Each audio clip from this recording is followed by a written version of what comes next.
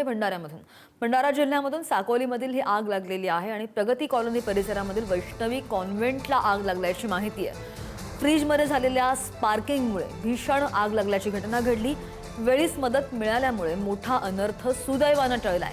Vaishnavi convent हे दीपक रामटेके यांच्या राहत्या घरी असून आग लागण्याची घटना काही क्षणांसाठी सगळ्यांच्या अंगावर काटा आणणारी ठरली।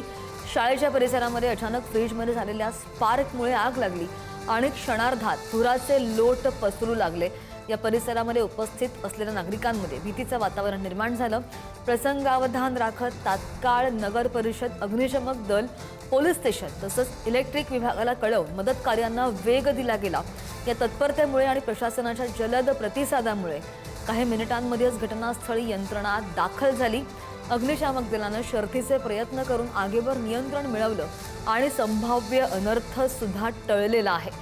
या परिसरामध्ये उपस्थित असलेल्या प्रत्येकाच्या मनामध्ये भीती आणि अनिश्चितता होती आणि त्यामुळे मिळालेल्या मदतीमुळे कोणतीही जीवितहानी नाहीये।